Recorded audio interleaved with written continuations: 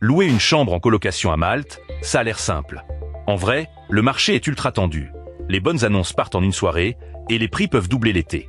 Voici le guide complet 2026. Les prix exacts, les meilleurs quartiers, par qui passer, quel contrat signer et comment éviter les arnaques.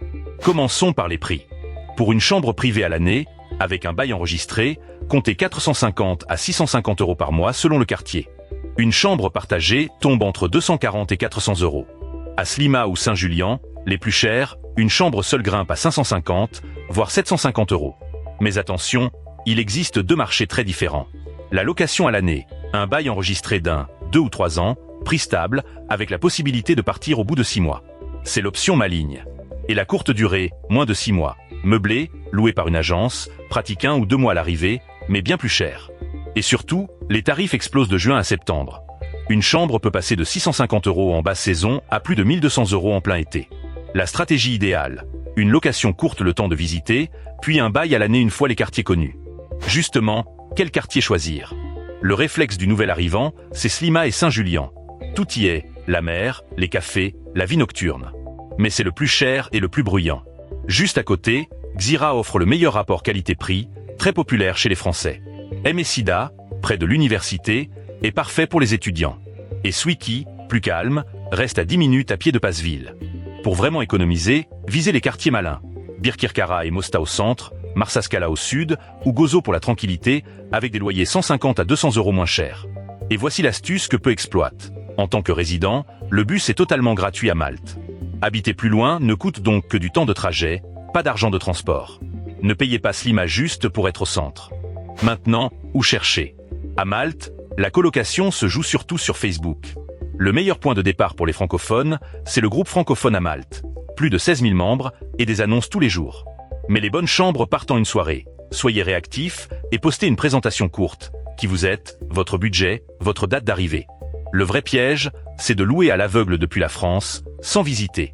C'est là que Rollown vous accompagne. Notre mission, aider les francophones à s'installer à Malte en toute sécurité, éviter les arnaques, vérifier un bail et trouver un logement fiable. Tout est centralisé sur rollown.com. Le point que tous les autres guides oublient, le contrat. Depuis 2020, une loi maltaise, le chapitre 604, encadre strictement toute location. Le bail écrit est obligatoire. Aucun accord oral n'a de valeur. Le contrat doit être signé et enregistré par le propriétaire auprès de l'autorité du logement, la Housing Authority. La caution est plafonnée, en général 1 à 3 mois, et doit figurer au contrat. Et la hausse de loyer est limitée à 5% par an. Autre chose que personne ne dit, vous pouvez partir avant la fin. Sur un bail long, vous pouvez partir dès le 6e mois, en donnant seulement 1 mois de préavis. Et si le logement est rendu propre et conforme à l'état des lieux d'entrée, votre caution doit vous être rendue intégralement. Exigez que cette clause de sortie figure noir sur blanc au contrat. Le point crucial en coloc. Exigez que votre nom figure sur le bail enregistré, pas juste un accord verbal avec un colocataire principal. Sans enregistrement, vous n'existez pas juridiquement. Impossible de prouver votre domicile, de récupérer votre caution ou de contester une expulsion. Un propriétaire qui refuse d'enregistrer pour éviter les impôts vous met en danger.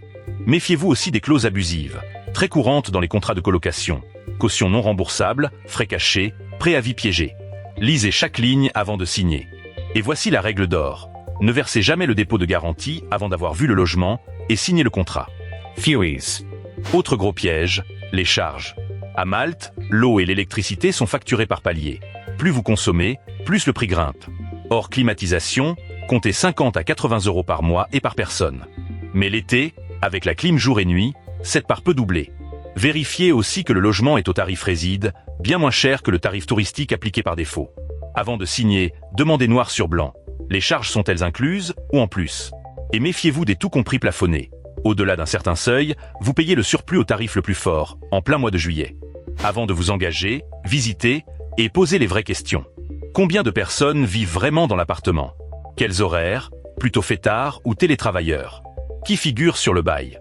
Y a-t-il un roulement permanent de locataires, signe d'une location touristique déguisée?